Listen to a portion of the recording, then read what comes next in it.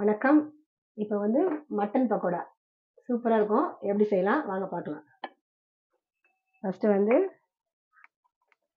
On பண்ணி எண்ணெய் காயிட்டோம்.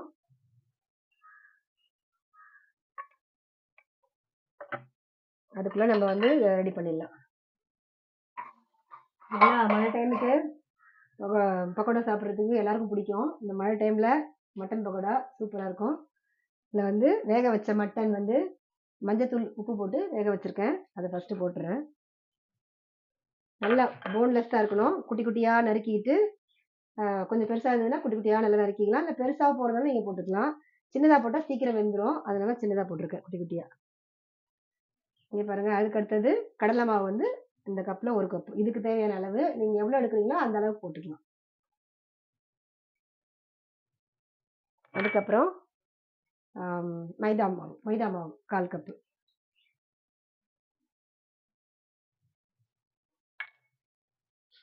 அப்புறம் மிளகாய் தூள் வந்து உங்களுக்கு காரத்துக்கு ஏற்ப போட்டுக்குங்க.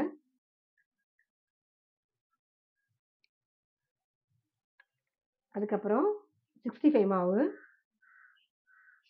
நான் 1 ஸ்பூன் போட்டிருக்கேன். இதுக்கு கொஞ்சம் காரமாக இருந்தாலும் நல்லாயிருக்கும் இது. அதுக்கப்புறம் கரம் மசாலா 1/4 ஸ்பூன் அளவு. அப்புறம் பார்த்தீங்கன்னா கருவேப்பிலை ஒரு 3 கொத்து.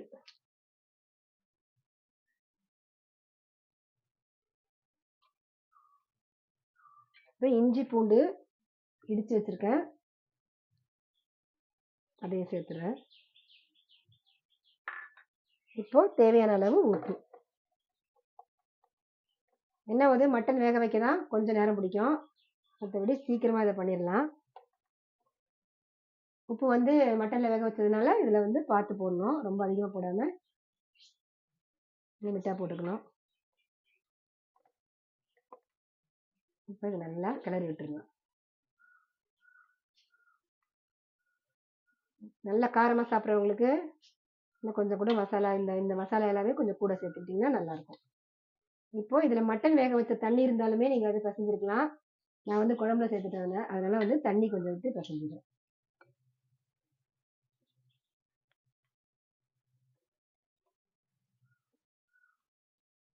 இல்லை ஸ்டைலிஷாக சாப்பிட்டுக்கலாம். இல்லை வந்து நீங்கள் இந்த டைமில் பக்கோடா சாப்பிட்ணும் ஆசைப்பட்றவங்க நல்லா மழை டைமில் சூடாக எடுத்து சாப்பிட்டோம்னா 1 கப் காஃபி நல்லா ஈவினிங் டைமில் சூப்பர் ஸ்நாக்ஸு. ரொம்ப தண்ணியாக விட்டு பிசையக்கூடாது, ஓரளவுக்கு கெட்டியாக இருக்கணும். அப்போ தான் வந்து நம்மளுக்கு பக்கோடா போடுறதுக்கு நல்லாயிருக்கும். இல்லை பஜ்ஜி மாதிரி கொஞ்சம் லூஸாக பிசைஞ்சோம்னா பஜ்ஜி லெவலுக்கு வந்துடும். அதனால் இப்படி இந்த பாருங்க காமிக்கிறேன், இந்த மாதிரி எடுத்து உதுத்து விட்டா மாதிரி விடணும். அப்படியே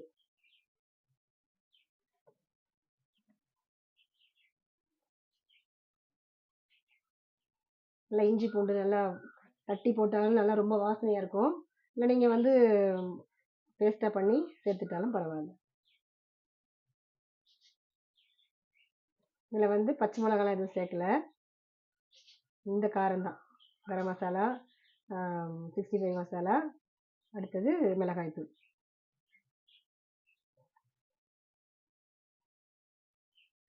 உங்களுக்கு வந்து மாவு இன்னும் கொஞ்சம் தேவைப்பட்டதுன்னா நீங்கள் கொஞ்சம் கூட யூஸ் பண்ணிக்கலாம். கடை கொஞ்சம் அதிகமாக தேவைப்படுதுன்னு சொன்னீங்க வச்சுங்க, மாவு கொஞ்சம் நிறையவே சேர்த்துக்கலாம். இங்கே பாருங்கள். இப்போ அப்படி இந்த அளவுக்கு இப்படி எடுத்து விடுறாப்புல பலன்னு இருக்கணும். போடும்போது எண்ணெயில் ரொம்ப குழன்னு இருந்தோம்னா பஜ்ஜி ஸ்டைலுக்கு பஜ்ஜி இதுக்கு வந்துடும். அதனால இந்த மாதிரி வெட்டியை பசஞ்சிட்டு இங்கே பாருங்கள் எண்ணெய் காஞ்சிருச்சு. நல்லா ரொம்ப மீடியம் ஃப்ளேமில் தான் வச்சுக்கணும். இதை வந்து ரொம்ப ஹை ஃப்ளேமில் வச்சிங்கன்னா கருகி போயிடும். நீங்கள் இது நல்லா எண்ணெய் காஞ்சிருச்சு, சீக்கிரம் திருப்பணும், இல்லைனா இதுவும் வந்து நிறம் மாறிடும். இது நமக்கு குழந்தைங்களுக்கெல்லாம் தாராளமாக கொடுக்கலாம். இஞ்சி பூண்டு நல்லா சேர்த்துருக்கோம், மற்றபடி இந்த மசாலா தவிர வேறு வந்து கலராக எதுவும் சேர்க்கல.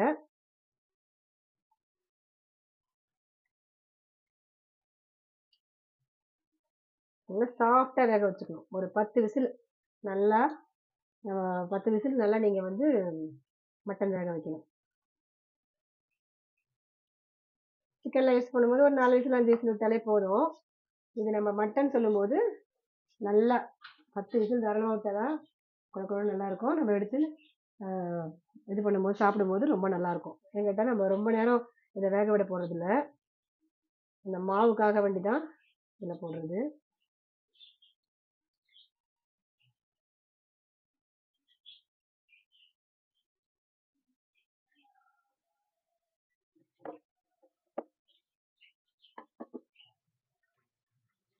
சீக்கிரம் முடிஞ்சிடும், ஒரு 3 நிமிஷம் தான்.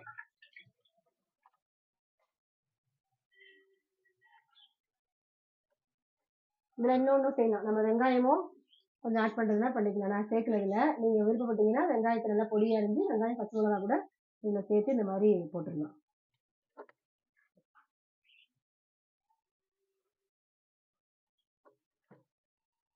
நல்லா சுட சுட நல்லா வாசனையாக வருது. இஞ்சி பூண்டு தான் மெயின் வாசனை. எதுக்குமே வறுக்கும் போது நம்ம இஞ்சி பூண்டு போட்ட உடனே அந்த நான்வெஜ்ஜுக்கு வாசனை தூக்கி கொடுக்கும். அதே மாதிரி பாருங்க, இது போட்ட உடனே பக்கோடா வாசனை.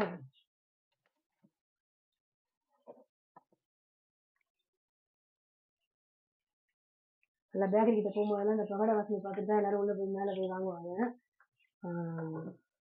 இது இந்த வாசனையை பிடிச்சிட்டு உள்ள போய் வாங்கும் போது நிறைய வாங்கிடுவாங்க வேற ஐட்டம்லாம். அதே மாதிரி இப்படி நல்ல வாசனை வருது. இல்லை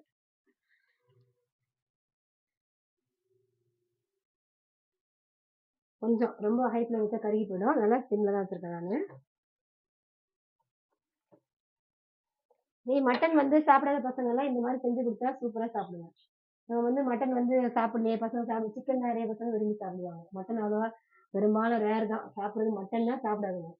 அப்படி செய்யும்போது நீங்கள் இந்த மாதிரி பக்கோடாவோ இல்லை வந்து வடை இந்த மாதிரி ஏதாவது அந்த மாதிரி ஐட்டம் செஞ்சு கொடுக்கும்போது சீக்கிரமாக சாப்பிடுங்க, சீக்கிரமாகவும் சாப்பிடுங்க, விரும்பியும் நல்லா பிடிச்சி சாப்பிடுவாங்க. ஸ்நாக்ஸ்க்கு இல்லை வந்து லஞ்சுக்கு நீங்கள் கொடுத்து விட்டாலுமே சைட் டிஷ்ஷாக வச்சு சூப்பராக சாப்பிடுவாங்க.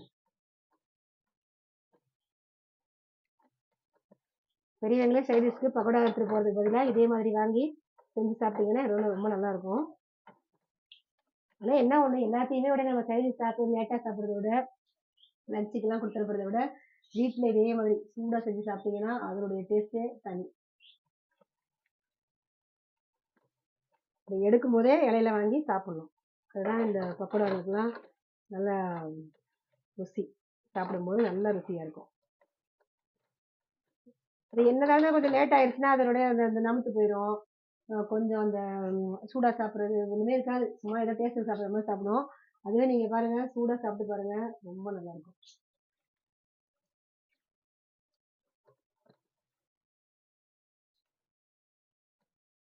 பாருங்க, இது பார்த்தா உள்ள சாப்பிட்டு பார்த்தா தான் நம்மளுக்கு தெரியும் இந்த மட்டன் பக்கோடா வந்து மட்டன் சேர்த்துருக்கோம்னு.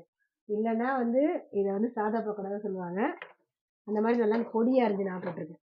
நீங்கள் வந்து பெரிய சைஸில் நீங்கள் பெருசாக இது பண்ணுறதுனால மட்டன் அப்படியே நல்லா வேக வைக்கணும். அதுதான் ஒரு 10 விசில் நல்லா விட்டு வேக வச்சாதான் நல்லா குழையும்.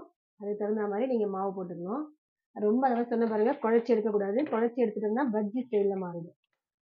அதனால வந்து நீங்கள் இந்த கெட்டியாக இருக்கிற மாதிரி விட்டு விட்டு பாருங்க, அந்த மாதிரி எடுத்து போடணும். அந்த லெவலுக்கு வந்து நீங்கள் மாவை பிசைஞ்சிக்கணும். அவ்வளோதான் பாருங்கள், ரெடி ஆகிடுச்சு. நம்மளுக்கு இந்த மாவு வேக தான் கொஞ்சம் டைமு, இல்லைன்னா வந்து உங்களுக்கு உள்ளெல்லாம் எல்லாம் வெந்துருச்சு இல்லை, அதனால நம்மளுக்கு ரொம்ப நேரம் வேக வைக்க வேண்டியதில்லை. ரெடி ஆகிடுச்சு பாருங்கள், நான் ஆஃப் பண்ணிட்டேன். கருகல் நேரம் வரக்கூடாது, வந்துருச்சுன்னா இந்த பக்கோடாவே சாப்பிடவே பிடிக்காது, வேஸ்ட் ஆகிடும். அதனால் வந்து எப்போவுமே இதெல்லாம் போட்டால் பக்கமாக இருந்து திருப்பி விடணும், எடுத்துடணும். ஒரு செகண்ட் அப்படி போயிட்டு வந்தோம்னா கூட கருகி போயிடும், அப்போ தான் வேஸ்ட் ஆகிடும் அது செஞ்சது. அதெல்லாம் வந்து வேலை வளர்க்கிட்டு செய்கிறதுனால பக்கமாக இருந்து முடிச்சுட்டு நம்ம அடுத்த வேலைக்கு போகணும். நம்ம இது வச்சுட்டே வேறு ஏதாவது செஞ்சோன்னு வச்சுங்களேன், அது கண்டிப்பாக வந்து கருகிறதுக்கு வாய்ப்பு அதிகமாக இருக்குது. அதனால் இந்த எண்ணெய் வந்து கருகாமல், எண்ணெய் வந்து ரொம்ப ஹீட் ஆகாமல் இது கருகாமல் பார்த்துக்கணும். நீங்கள் அந்த மாதிரி இதாக ஆகிடுச்சு இல்லை கருகிடுச்சுன்னா மறுபடியும் அந்த எண்ணெயில் போட்டாலுமே நீங்கள் பக்கோடா வந்து ஒரு மாதிரி டேஸ்ட்டாக தான் இருக்கும். அதனால் பக்கமாக இருந்து ஒரு 5 நிமிஷம் வேலை தான் இது. விசில் விடுறதுக்கு தான், அந்த விசில் இது பண்ணுறதுக்கு தான் கொஞ்சம் நேரம் பிடிக்கும். அப்புறம் பார்த்தீங்கன்னா உங்களுக்கு வந்து பாருங்கள் எவ்வளோ நேரம் ஆச்சு பாருங்கள். நான் இன்னும் குயிக்காக போடுவேன், பேசிட்டே போகிறதுனால கொஞ்சம் லேட் ஆயிடுச்சு, அவ்வளோதான். சூப்பராக ரெடி ஆயிடுச்சு மட்டன் பக்கோடா. இதே மாதிரி நீங்களும் செஞ்சு சாப்பிட்டு பாருங்கள். நாளைக்கு ஒரு வீடியோவில் பார்க்கலாம். பாய்.